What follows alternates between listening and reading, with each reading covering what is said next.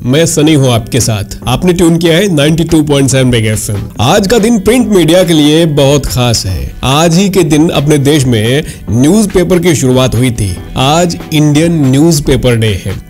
अब शो में हम न्यूज़पेपर के बारे में ही बात करेंगे। इस वक्त मेरे साथ फोन लाइन पे आ गए हैं धर्मेंद्र कंवारी जी। इन्हें प्रिंट मीडिया में 18 साल का अनुभव है। इतना लंबा चौड़ा अनुभव रखने वाले धर्मेंद्र कंवारी जी मेरे साथ शो में बने रहेंगे। प्रिंट मीडिया की बात करेंगे, शुरुआत करेंगे उस दिन से जिस दिन अपने देश में न्यूज़पेपर की शुरुआत हुई थी। धर्मेंद्र जी बहुत बहुत वेलकम है शो में आपका। सबसे पहले तो हिस्ट्री बताएं न्यूज़पेपर की जिस दिन से शुरुआत हुई थी अपने देश में। धर्मेंद्र कंवारी का नमस्कार। तो आज के दिन 1780 को देश के पहले समाचार पत्र एक ही गजट का आरंभ हुआ था और आप अंदाजा लगा सकते हैं कि कैसी परिस्थितियां उस समय रही होंगी जब देश गुलाम था और अंग्रेज सारी ताकत को अपनी मुट्ठी में बटोर कर बैठे थे। और उस समय एक अंग्रेज ने देश में पहला अखबार निकालने की कोशिश की। हालांकि हिकी साहब का जो अखबार था वो 1 साल ही सर्वाइव कर पाया, क्योंकि जो उस समय के गवर्नर जनरल थे वारन हेस्टिंगटन, उनके साथ उनकी बनी नहीं, क्योंकि अंग्रेजों को साफ पता था कि इस देश के हाथों में अगर अखबार जैसी ताकत थमा दी गई तो फिर ये अखबार यहाँ पर एक क्रांति का प्रतीक बन जाएगा। और ऐसा भविष्य में हुआ भी। तो 1 साल तक हिकी साहब ने ये कोशिशें की और उसके बाद उनका अखबार जब्त कर लिया गया, उनको गिरफ्तार करके जेल में डाला गया और फिर उनको वापस डिपोर्ट कर दिया गया उनके देश में। लेकिन हिकी साहब ने ये शुरुआत तो की थी और इसलिए आज के दिन हम उनको याद कर रहे हैं। अच्छा धर्मेंद्र जी, हमारे लिसनर्स को अपने बारे में बताएं। प्रिंट मीडिया में कब से जुड़े हैं आप और अब तक का सफर कैसा रहा आपका? सनी, अगर मैं अपना अनुभव आपके साथ शेयर करूं तो 2004 में करीब मैं पहली बार पत्रकारिता से मेरा परिचय हुआ था। और ये वो दौर था जब खबरें फैक्स से आया करती थी, टेलीफोन से आती थी और मशीन का जो आधुनिकीकरण आप देख रहे हैं, उस समय पूरा कलर अखबार हम नहीं छाप पाते थे, अंदर के पेज ब्लैक ही छापते थे। लेकिन धीरे धीरे अब ऐसी मशीनें विकसित हुई जिससे हम सारे कलर पेज आप देख पाते हैं।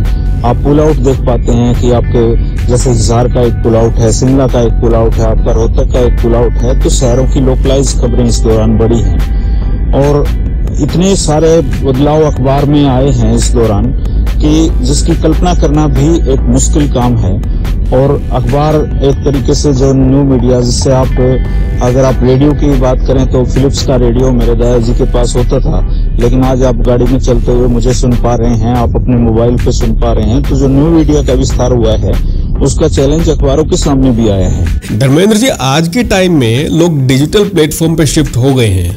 आपको क्या लगता है न्यूज़पेपर अपनी जगह कहीं खो तो नहीं देगा? सनी, अखबार का एक कॉन्सेप्ट ये है कि आज भी लोग लिखे हुए पर यकीन करते हैं। हम मैच देखते हैं, लाइव देखते हैं, लेकिन फिर भी सुबह अखबार इसलिए पढ़ते हैं क्योंकि हमें विश्वास लिखे हुए पर होता है। तो जहाँ तक न्यूज़पेपर के भविष्य की बात है तो न्यूज़पेपर का भविष्य हमेशा रहेगा, क्योंकि ये मानव का एक स्वभाव है कि हम लिखे हुए पर भरोसा करते हैं।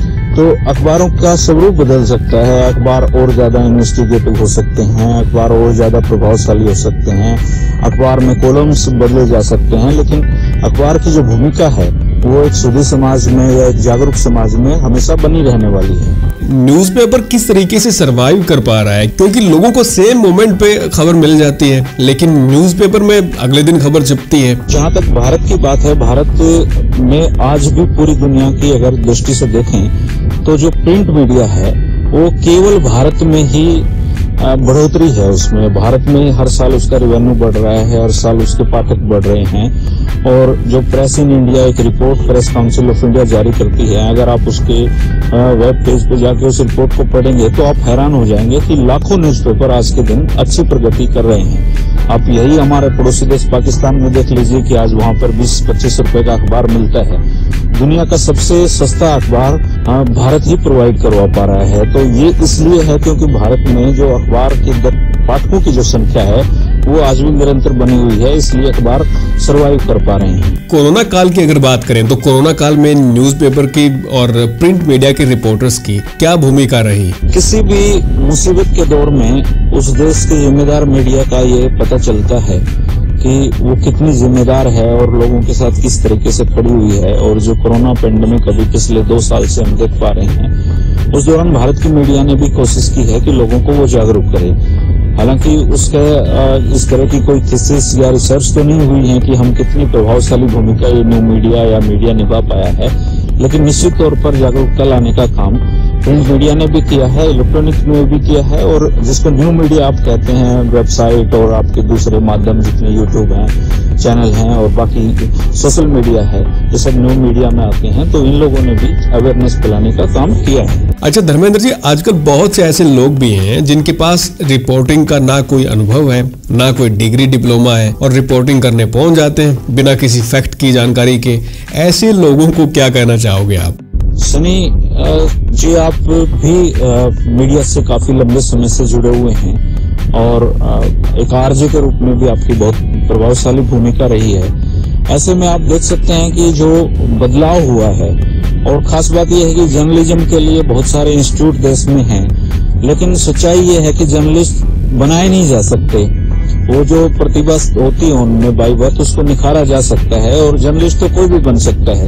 एक डॉक्टर कभी भी जर्नलिस्ट बन सकता है, लेकिन एक जर्नलिस्ट डॉक्टर नहीं बन सकता कभी भी। तो इसके लिए जो औपचारिक शिक्षा के जितने भी माध्यम है, जितने यूनिवर्सिटीज हैं जो कोर्स वगैरह करवा रही हैं, वो आपको एक दिशा दिखा सकते हैं, लेकिन यहाँ टैलेंट आपका अपना ही काम आएगा। आप कितना पढ़ते लिखते हैं, आपका IQ लेवल कितना है, आप चीजों को कैसे समझते हैं, और पत्रकार का जो बेसिक नेचर होता है जर्नलिज्म का, वो है शक करना चीजों पे, एविडेंस पे शक करना। अगर आप एविडेंस को यूजों का तो समझेंगे तो फिर आप इन्वेस्टिगेटिव रिपोर्टिंग ही नहीं कर सकते। तो पत्रकारिता के जो मूल सिद्धांत हैं वो हैं कि आपने सीखने की ललक होनी चाहिए, आप नई नई चीजों को निरंतर सीखते रहें, आप गलतियां करने के बाद उसको सबक के रूप में ले आगे ना गलतियां करें। तो डिग्रियां एक अपनी जगह है। आप अगर पत्रकारिता के क्षेत्र में कोई भी आना चाहता है तो स्वागत है, डिग्री करें, वो एक अच्छी चीज है, उससे भी नई चीजें सीखता है। लेकिन बेसिक नेचर आपका कुछ नया, न्यूज मतलब कुछ नया करने का आपका स्वभाव होना चाहिए। न्यूज़पेपर का भविष्य कैसा आप देख रहे हैं? इस दौर में कितने चैलेंजेस हैं न्यूज़पेपर के सामने? सनी, जहाँ तक न्यूज़पेपर के भविष्य की बात है, किताबें कभी दुनिया से खत्म हो सकती हैं क्या? या फिर कोर्ट में के जो फैसले हैं क्या वो लिखे नहीं जाएंगे?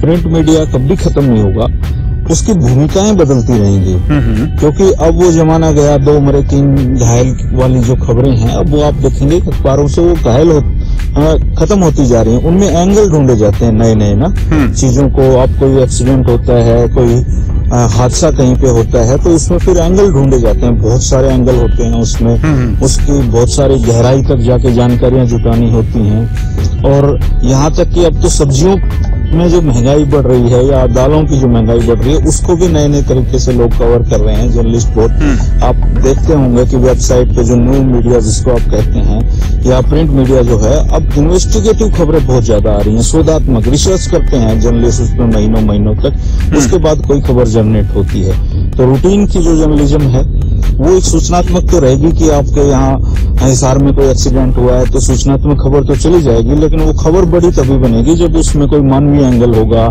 या उसमें कोई ऐसा कोई आप जानकारी पाठकों को दे रहे हैं जो उनको चौंका देगी। तो अब आप देखते हैं कि पहले अगर कोई शिक्षा बोर्ड में टॉप करता था बच्चा तो उसकी एक सिंगल कॉलम खबर छपती थी, लेकिन अब उसकी पूरी फैमिली के साथ बातचीत, उसने कैसे तैयारी की, इस तरह की चीजें भी छपती हैं। तो ये बदल रही है भूमिकाएं, प्रिंट मीडिया निरंतर बदल रहा है, और न्यूज का तो मतलब ही नया है, तो नया तो एक प्रिंट मीडिया भी करता रहेगा, दूसरे लोग भी करते रहेंगे। धर्मेंद्र जी, जो स्टूडेंट्स अभी फिलहाल जर्नलिज्म कर रहे हैं और प्रिंट मीडिया में जाना चाहते हैं, एम है उनका प्रिंट मीडिया में काम करना, उनके लिए आपका मैसेज क्या रहेगा? सनी, ये बहुत अच्छा सवाल है आपका कि जो लोग इस प्रिंट मीडिया में आना चाहते हैं, मैं अगर कहूं कि आप सिर्फ प्रिंट में ही क्यों आना चाहते हैं, सबसे पहले तो खुद से ये सवाल पूछिए, क्योंकि प्रिंट में आप हीरो नहीं बन सकते, आपका सिर्फ बाईलाइन में एक नाम छपता है। अगर आपको कहीं हीरो बनना है या आपको कहीं सोसाइटी में अपनी एक इमेज बनानी है तो उसके लिए बहुत सारे माध्यम आज के समय में हैं, और कुछ भी नहीं लगता है। आपके पास अपना एक मोबाइल फोन होना चाहिए, एक आपके पास एक अच्छा सा माइक होना चाहिए, आप दिखाइए अपनी प्रतिभा को। तो प्रिंट मीडिया तो एक बहुत ज्यादा सख्त मेहनत का फील्ड है, और अगर आपने इसमें आना ही है तो सबसे पहले तो आप पढ़ना सीखिए खुद। तो आपको लोग तब पढ़ेंगे जब आप खुद पढ़ना जानते हो। जो जर्नलिस्ट हैं या आज की युवा पीढ़ी है या जितने लोग मेरे पास ट्रेनिंग के लिए आते हैं तो एज ए ट्रेनिंग मेरे साथ शुरुआत करते हैं, उनको 2-4 महीने तो हम अखबार ही पढ़वाते हैं बस, क्योंकि पढ़ने की आदत नहीं रही है आज की पीढ़ी की। तो अगर आप प्रिंट मीडिया में अपना करियर बनाना चाहते हैं तो पहले खुद पढ़ें, खुद अच्छा पढ़ें, यही एकमात्र अनिवार्य शर्त है। और ये तो आज के दिन तो प्रिंट है, इलेक्ट्रॉनिक है, आपका न्यू मीडिया है, वेबसाइट है, चैनल्स हैं, आप खुद का यूट्यूब चैनल बना सकते हैं, खुद का आप ब्लॉग बना सकते हैं, करोड़ों लोगों तक पहुंच सकते हैं। मेरा सबसे यही कहूंगा कि खुद को प्रिंट में मत बांधे, आप खुद को एलोबरेट करें, चारों तरफ पंख फैलाइए और खूब आसमान में उड़िए। चलिए, बहुत बहुत शुक्रिया धर्मेंद्र जी बिग एफएम के साथ बने रहने के लिए। शुक्रिया सनी, और बिग एफएम के दर्शकों को एक बार फिर से इस हिस्टोरिकल डे पर बात करते हुए मुझे बड़ी खुशी हुई और मुझसे बात की, आपने ये अवसर दिया, इसके लिए आपका भी शुक्रिया, बिग एफएम का भी शुक्रिया। नमस्कार। ये थे सीनियर जर्नलिस्ट धर्मेंद्र कंवारे जी। आज इंडियन न्यूज़पेपर डे के मौके पर बातें इनके साथ चल रही थी। भाई, प्रिंट मीडिया में इनको 18 साल का अनुभव है और वो 18 साल का अनुभव आज इन्होंने शेयर किया। चले जी, आज की शो में इतना ही। अभी फेसबुक पे आप आ सकते हैं, मैं आपको मिलता हूँ RJ सनी के नाम से। जो वसदे रहो, खुश रहो, घर से बाहर निकलो तो मास्क लगा के ही निकलना। Stay healthy, stay tuned. 92.7 mega FM, धुन बदल के तो देखो।